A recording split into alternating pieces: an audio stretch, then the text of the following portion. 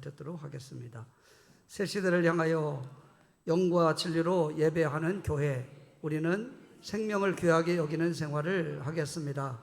평화를 위하여 일하는 생활을 하겠습니다. 선교를 위하여 힘쓰는 생활을 하겠습니다. 아멘. 서로 인사 나누겠습니다. 함께 예배드려서 감사합니다. 우리 한 번 더 인사합니다. 옆에 앉아주셔서 감사합니다. 지난주에도 우리 교회에 자랑스러운 일들이 있었는데요. 우리 이남신도회, 삼남신도회, 사여신도회가 수양관 이렇게 가서 수양관 풀을 제거하고 제초 이렇게 하는 작업들을 해주고 또 안에도 이렇게 청소를 한번 이렇게 해주셨습니다. 우리 섬겨주신 우리 분들에게 감사 말씀드립니다.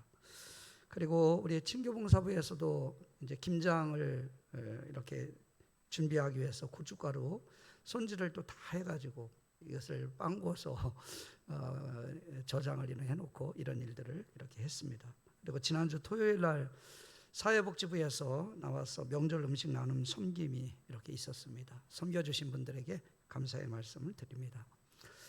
오늘은 9월 세 번째 주일입니다만 교회력으로는 창조절 세 번째 주일입니다. 그리고 우리 교단적으로는 남신도의 주일이고 또 한가위 감사 주일이기도 이렇게 합니다. 어느 때보다도 우리 사회에 풍성하고 또 넉넉함이 가득한 추석 명절이 되어지는 저와 여러분 모두가 되기를 주님의 이름으로 소망을 합니다. 지난 주간 기도하면서 말씀을 준비하는 가운데 제 마음속에 계속해서 떠오르는 단어가 있었다고 한다면 평화입니다. 화해, 화합 또는 화목 이런 단어들이 지난 한 주간 동안 말씀을 묵상하면서 계속해서 제 마음의 자리를 이렇게 하고 있어서 창조절 기간 나와 하나님과의 관계 그리고 나와 너 함께 살아가는 가족으로부터 시작해서 이웃들의 관계 더 나아가서는 하나님이 창조해 주신 피조의 세계 나와 피조물과의 관계 이런 부분들 속에 정말 우리가 화목하게 지내고 또 평화를 이루고 이런 것들이 더 절실하구나 하는 것들을 묵상하면서 느끼게 되었습니다. 그래서 사전적인 의미를 한번 찾아봤어요. 평화라고 하는 것, 화목이라고 하는 것, 또 주보의 말씀 제목으로 나와 있는 화합이라고 하는 것 이런 것들을 전체적으로 이렇게 보면 기본적인 그 의미는 갈등과 다툼을 그치고 서로 가지고 있던 나쁜 감정을 푸는 것이다 이렇게 되어 있더라고요. 나쁜 감정을 서로 풀어내는 것 이것이 화합이고 또 평화고 화목이라고 하는 것입니다. 이번 추석 명절은 여러분이 속한 가족들, 가정 그리고 우리 사회가 화목한 길이 열리는 이런 추석 명절이 되었으면 합니다. 그래서 화목을 위한 세 가지의 마음가짐 그리고 우리가 언어를 통해서 말을 통해서 세 마디의 말 이것이 오늘 저는 본문 말씀을 통해서 여러분들과 함께 나누려고 하는 그런 말씀입니다. 우리가 믿는 예수님은 이 땅에 화목을 위해서 오셨습니다. 화평케 하시기 위해서 여러분 주님은 이 땅에 오셨죠. 이것을 가장 잘 표현해주고 있는 말씀이 에베소서 2장 14절에 있는 말씀입니다. 그는 우리의 화평이신지라 둘로 하나를 만드사 원수된 것 곧 중간에 막힌 담을 자기 육체로 허시고 이렇게 말씀하고 있습니다. 당시 예수님이 활동하던 당시에는 이스라엘이라고 하는 민족은 전쟁이 많았죠. 그리고 나라가 둘로 나누어졌어요. 그리고 강대국들의 지배하에 놓여 있을 수도 있었습니다. 그러다 보니까 이스라엘 민족 안에 유대인들과 순수 유대인들과 이방인들이 함께 공존하면서 그들의 갈등의 골은 굉장히 점점 더 깊어져만 갔을 때입니다. 그래서 우리가 잘 아는 대로 성전 공간도요, 우리는 뭐 여러 사람들이 함께 예배의 공간 안에 다 함께 들어와 있지만 그 당시에 유대인과 이방인들은 철천지 원수 같았었기 때문에 성전 안에서도 공간이 벽에 의해서 각각 나누어져 있었어요. 그래서 이방인들의 뜰이 있었고요, 유대인들만이 들어오는 데가 있었고, 유대인들 안에서도 그 직분에 따라서 제사장들이 들어오는 성소가 있었고, 지성소인 대제사장만 들어오는 그런 장소가 분리가 이렇게 되어 있었어요. 예수님은 그런 말씀을 하고 있는 거예요. 자기 육체로 이런 벽을 완전히 깨뜨려 버리고 허무셔서 화평을 이루셨다, 화목을 이루셨다 하는 그런 말씀입니다. 좀 더 말씀을 읽어보면 에베소서 2장 16절 말씀은 좀 더 구체적으로 이거 설명해 주고 있는데요, 십자가로 이 둘을 한 몸으로 하나님과 화목하게 하려 하심이라. 원수된 것을 십자가로 소멸해 버렸다 하는 그런 말씀을 주고 있습니다. 원수였던 당시에 원수처럼 여겼던 유대인과 이방인, 그리고 신분적으로 주인과 종, 노예죠. 그리고 죄로 인해서 죄인된 하나님께 원수됐던 나와 하나님과의 관계, 이것을 예수님의 십자가로, 주님의 십자가를 지심으로 이런 벽을 완전히 허물어뜨리고 우리로 하여금 하나님께 나아갈 수 있고 관계를 회복할 수 있는 화목의 길을 주님께서 여셨다라고 하는 그런 말씀입니다. 또 화목의 예수님을 가장 잘 예표해 주시는 구약의 인물의 대표적인 인물이라고 한다면 오늘 본문에 소개되고 있는 요셉이라고 하는 인물입니다. 우리가 잘 아는 대로 요셉은 야곱의 12아들 중에 11번째 아들, 아버지로부터 사랑을 받고 아버지로부터 사랑을 가장 많이 받았던 라헬 소생의 11번째 아들입니다. 사랑을 아버지로부터 받으니까 형들로부터 시기와 질투가 아주 극심했어요. 그래서 형들이 애굽의 종으로, 노예로 요셉을 팔아버렸습니다. 우여곡절 끝에 보디발 집에 가서 종살이를 이렇게 하게 되다가 하나님의 은혜로 애굽의 바로로부터 가장 총망을 받는, 신망을 받는 높은 총리가 되어지죠. 꿈을 통해서 7년 풍년과 7년 흉년을 대비해서 많은 백성들의 생명을 구원하는 이런 사람이 되어집니다. 식량을 구하러 온 고향 땅에 사는 아버지 야곱과 형들을 정말 극적으로 만나게 되어지는 이런 이야기가 요셉의 이야기 속에 담겨져 있어요. 그런데 문제는 오늘 본문에 있는 말씀, 제가 읽은 대목은 아버지가 세상을 떠났어요. 야곱이 죽은 후에 요셉의 형들이 요셉을 두려워하게 된 것입니다. 그것은 요셉의 형들이 행한 악을 요셉이 마음속에 염두에 두고 있다가 보복을 하지 않을까 하는 두려움이었습니다. 그래서 요셉의 형들이 요셉을 찾아와서 죄를 자백하고 용서를 구하는 것입니다. 이때 요셉이 형제들을 위로하면서 하는 말이 굉장히 감동적입니다. 그 말씀 여러분 20절 말씀인데 한번 같이 한번 읽어보겠습니다. 당신들은 나를 해하려 하였으나 하나님은 그것을 선으로 바꾸사 오늘과 같이 많은 백성의 생명을 구원하게 하려 하셨나니. 그렇습니다. 여러분, 우리가 사는 세상에는 우리를 해하려는 사람들이 많이 있습니다. 미워하고 시기하고 질투하고 경쟁에서 밀리지 않고 이기려는 경쟁자들이 많이 있어요. 그러다 보니까 나보다 남이 더 잘되고 주목받는 것이 싫은 겁니다. 요셉의 형제들처럼 형제들이라도 그런 일들이 일어나게 된 거예요. 그래서 수단과 방법을 가리지 않고 견제하고 그래도 안 되면 짓밟습니다. 오늘날에도 요셉의 형들 같은 이들이 여전히 우리가 사는 세상에 우리와 함께 공존하고 있을 수 있습니다. 아니, 그게 나일 수 있습니다. 내 안에도 남을 해하려는 악이 존재하고 같은 형제라도 내가 경쟁해서 뒤지지 않으려고 하는 야망이 우리 안에 있을 수 있습니다. 그렇다면 이것이 공존하는 한 그 공동체, 그것이 가정이든 교회든 또는 국가든 여러분, 그 공동체는 희망이 있을 수 없습니다. 여전히 갈등과 다툼이 남아있기 때문이에요.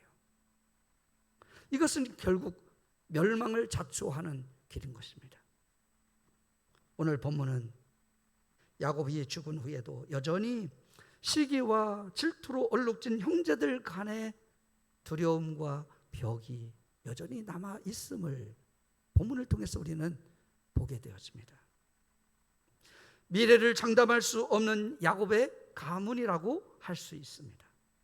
그런데 여러분, 이 미래를 장담할 수 없는 이 순간, 이 장벽을 무너뜨리고 화해와 화목한 가정으로 바꾸는 바로 요셉이 있었다고 하는 것입니다. 어느 공동체든 갈등으로 엉켜 있는 매듭을 푸는 요셉 같은 화목의 화해의 주인공이 필요한 법이죠. 원수된 관계까지 화목하게 만드신 예수님의 역할이 공동체 안에는 필요합니다. 예수님을 구주로 믿는 여러분이 화목을 이루는 주인공이 되기를 주님은 오늘도 기다리시고 또 기대하시는 줄로 믿습니다. 저는 화목을 이루었던 요셉의 마음가짐, 그것을 요셉의 세 마디의 말로 이렇게 해석을 해서 화목을 이루는 주인공이 되려면 다음 같은 세 마디의 말이 필요하구나 하는 것을 깨닫게 되었습니다. 추석 명절, 가족들과의 만남, 그저 즐겁고 행복한 이 명절이 되어야 되지 않습니까? 그것이 외형적인 것이 아니라 정말 마음으로부터 우러나오는 형제들 간의 행복하고 즐거운 만남이 되었으면 합니다. 그러기 위해서 이 세 마디 말을 여러분 꼭 기억하십시오. 첫 번째, 한번 따라서 하겠습니다. 미안합니다. 미안합니다. 그렇죠. 오늘 우리가 화목을 이루기 위해서 우리의 마음속에 미안해하는 마음가짐을 갖자 하는 것입니다. 뭐가 미안해? 아니요. 우리가 한 번 더 안부를 묻고 또 어려움이 있을 때 한 번 더 돌아보고 그렇게 하지 못했던 거, 나 사느냐고 바빠서 돌아보지 못했던 것들, 따뜻한 말 한마디 위로하지 못했던 것들, 이런 것들을 먼저 생각하면서 미안해하는 마음 우리가 갖자는 거예요. 저는 오늘 본문 말씀 17절에 보면 요셉에게 아버지가 죽으니까 형들이 찾아왔습니다. 이렇게 말을 합니다. 우리가 비록 악을 행하였을지라도 당신들이 잘못한 것을 알고 있어요. 요셉에게 너무나도 지나치게 대한 것을 알고 있어요. 그것이 악을 행하였다라고 이렇게 말을 하고 고백하고 있는 것입니다. 두려워하지만 미안해하는 마음, 이것을 받는 요셉의 입장에서는 맨 마지막 절에 보면 이렇게 말을 합니다. 요셉이 그들이 그에게 하는 말을 들을 때에 울었더라. 여러분, 서로 잘나고 탓하고 판단하고 정죄하고 이런 분위기입니까? 아니에요. 과거에 너무 지나쳤어. 우리가 악을 행했어. 용서해 줬으면 좋겠어. 그러면서 미안해하는 마음을 가졌을 때 요셉은 형들이 이런 마음을 읽고 그것을 받아들이면서 나는 형들을 미워하는 마음을 갖지 않았는데 형들이 그런 마음을 가져준 거에 대해서 때로는 서글프기도 하고 때로는 감동하기도 하고 과거에 비하면 얼마나 형들이 달라졌어요. 이런 부분에 눈물을 흘리는 이런 모습을 오늘 본문을 통해서 우리는 보게 되어져요. 무릎을 꿇고 형들이 용서를 구하고 요셉은 과거의 나쁜 감정을 풀고 용서하고 있는 것을 보게 되어집니다. 서로 미안해하는 마음이 그동안의 갈등을 무너뜨리고, 여러분, 야곱의 가문을 화목으로 이끄는 것을 여러분 기억하시기를 바랍니다.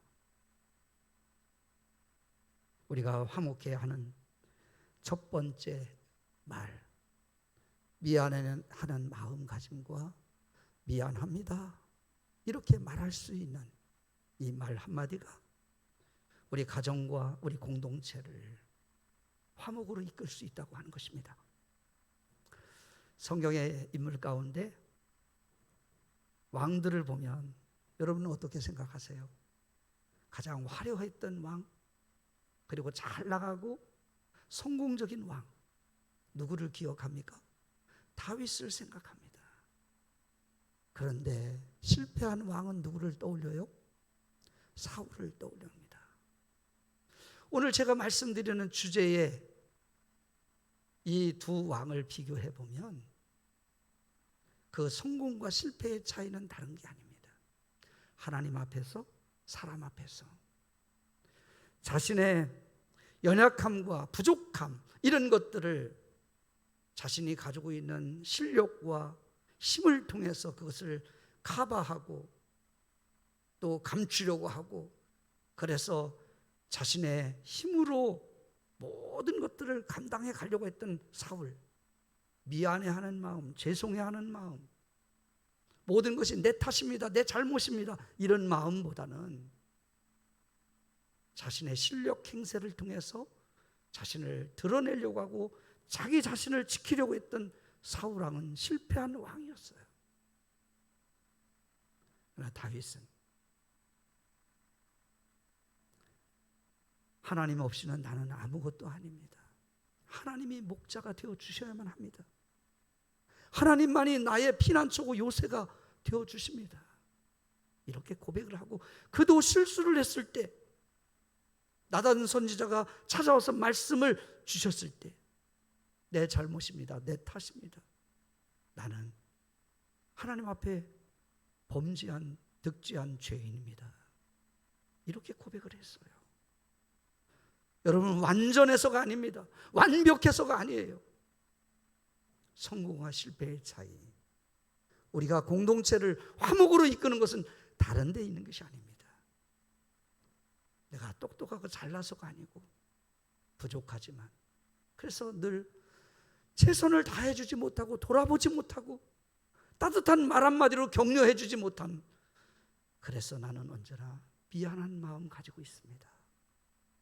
이것이 우리 공동체를 살리고 화목으로 이끄는 원동력이 되는 줄로 믿습니다. 이번 명절, 여러분, 좀 더 내가 너네들은 그래도 낫지, 이런 것을 과시하는 명절이 아니고, 내가 한 번 더 돌아보지 못하고, 한 번 더 격려하고 위로하지 못하고, 안부 전화 한 번 더 드리지 못하고, 나 살기 바쁜 것 때문에 돌아보지 못한 것을 우리가 참회하는 마음을 가지고 미안한 마음으로 이번 추석 명절을 맞이한다면 여러분들은 화목으로 이끄는 아이콘이 되리라고 저는 확신을 합니다. 두 번째 말이 있습니다. 두 번째 말 한번 따라서 하겠습니다. 감사합니다. 감사합니다. 19절 말씀해 보면 요셉이 그들에게 이르되 두려워하지 마소서, 내가 하나님을 대신하리이까, 이런 말씀이 있습니다. 사람은, 저는 이 말씀을 묵상하면서 생각해 봐요. 많은 사람이, 아니 나도 요셉처럼 바닥에서부터 출세를 한 거잖아요. 애굽의 총리가 됐으니까. 그것도 형들의 모함에 걸려서 억울한 일을 당하고, 그뿐입니까? 보디발의 아내로부터도 억울한 일을 당해서 감옥 가잖아요. 그런데 출세를 했어요. 이런 정도 되면 많은 사람들이 우쭐하고 교만해질 가능성이 크다는 것입니다. 내가 능력이 있어서 내 노력으로 높은 지위를 얻은 것처럼 자만해질 수 있다는 거예요. 그래서 하나님처럼 판단하고 정죄하는 죄를 범하기가 쉽습니다. 주변에서 이런 분들을 종종 만나게 되어져요. 더군다나요, 과거에 당한 억울한 일을 복수하면서 두고두고 괴롭힐 수도 있어요. 그런데 요셉은 이렇게 말을 하고 있습니다. 내가 하나님을 대신할 수 있으리까? 이 말은 형들이 나를 애굽에 판 것이 아니고 이때를 위해서 하나님이 나를 애굽에 보내서 나는 보냄을 받은 자입니다. 하나님이 나를 여기까지 인도해 주시고 나를 세워주신 것입니다. 모든 것은 하나님의 은혜입니다. 그래서 감사합니다 하는 마음을 요셉은 품었다는 거예요. 요셉은 하나님과 동행하면서 하나님의 은혜로 살았기에 모든 것에 감사했던 것입니다. 요셉의 감사가 결국은 여러분 감사하는 마음, 이것이 형제들과 야곱 가문을 화목으로 이끄는 원동력이 되었던 것입니다. 예수 믿는 우리 안에 감사하는 마음, 어떠한 형편과 역경 속에 있을지라도 나와 함께 하시고 나를 구원해 주신 하나님의 놀라운 은혜를 진정으로 발견하고 체험한 사람들은 범사에 감사할 수 있는 것입니다. 이 감사합니다 이 말이 공동체 안에서 깊은 갈등을 치유하는 그러한 놀라운 역사를 만들어 내리라고 저는 믿습니다. 이번 명절 여러분 만나는 가족들마다 감사할 수 있는 여러분들이 될 수 있기를 주의 이름으로 축원합니다.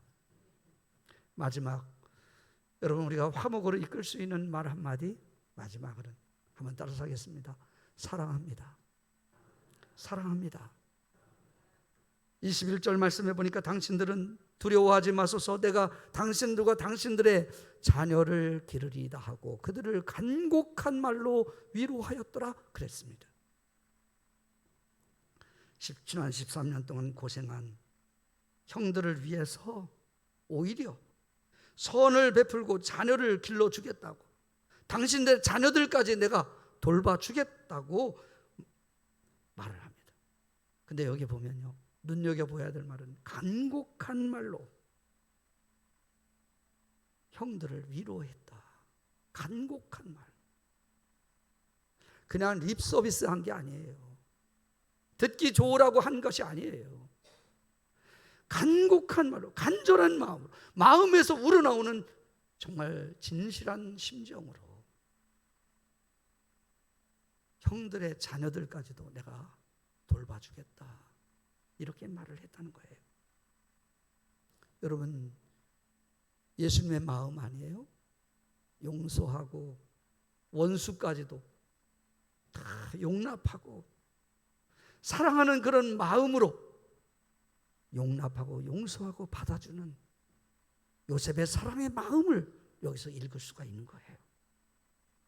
오늘날 사회적 문제, 공동체 안의 문제, 이 문제의 해답이 저는 여기 있다고 봅니다. 시기 질투로 인해서 마음으로 갈등과 다툼으로 상호 파멸의 위기를 맞이한 오늘날 사랑하는 마음만이 화목의 해답을 여러분 가져올 수 있다고 봅니다.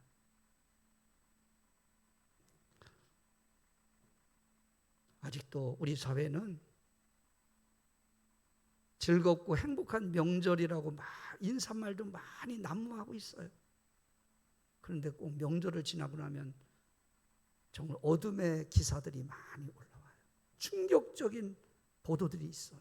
뉴스들이 접해요. 근데 보면 그 다툼 속에 보면 다 물질과 연관이 돼 있어요. 부모로부터 유산 많이 받았잖아. 그래서 말 한마디에 속상하고 화가 나가지고 서로를 상처를 주는 말, 분노가 끌어오게 해서 그 분노로 인해서 다툼을 일으키고 더 나아가서는 그보다 더 큰 일을 벌이는 이런 일들이 비일비재하게 일어나고 있어요. 이번 추석에는 우리 초대교회에 속한 모든 믿음의 권속들은 온 가족들이 서로 만나면 세 가지의 이 마음가짐을 갖기를 원합니다. 그리고 세 마디의 말로 화목을 이루는 그러한 일에 여러분, 우리 초대교회 믿음의 가족들이 다 쓰임을 받았으면 좋겠습니다. 미안해하는 마음.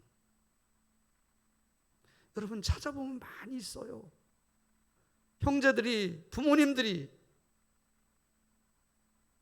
외롭게 이렇게 살아가실 때 내가 먹고 살기 바쁘다고 전화 한 통 못하고 위로하지 못한 것들을 돌아보면서 돌봄과 따뜻한 말 한마디 위로하지 못한 것, 미안해하는 마음 가지면 다툼이 일어날 수 없습니다. 그래서 우리는 이렇게 말 한마디 했으면 좋겠습니다. 미안합니다. 그리고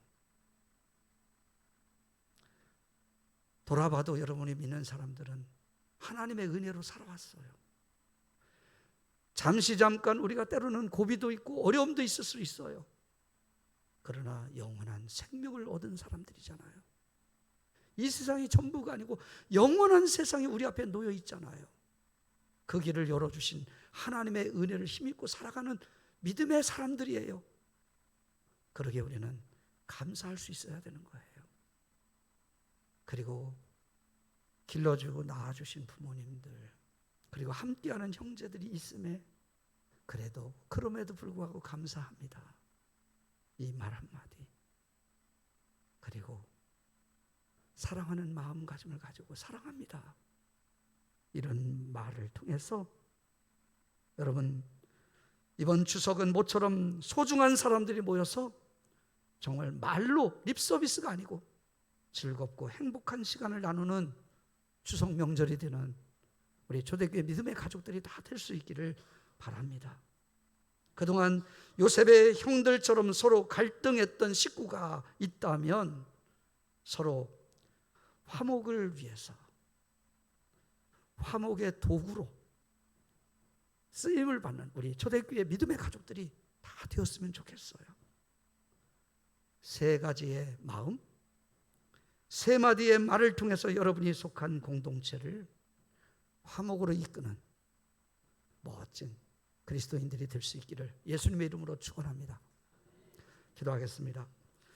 사랑으로 우리를 화목으로 이끌어 주시는 하나님 아버지, 주님의 은혜와 사랑에 감사를 드립니다. 요셉 가정이 형제들과의 관계에 서로 갈등이 있었습니다. 그러나 요셉이 미안한 마음, 감사하는 마음, 사랑하는 마음으로 서로 화목을 이끌어냈습니다. 우리도 추석 명절 기간 우리가 속한 공동체 안에서 주신 세 마디의 말로서, 세 가지의 마음으로서 내가 속한 공동체를 화목으로 이끄는 성도가 되게 하여 주옵소서. 그래서 가정과 교회, 우리나라의 평화가 넘치는 세상이 공동체가 되게 하여 주옵소서. 예수님의 이름으로 감사하며 기도드리옵나이다. 아멘.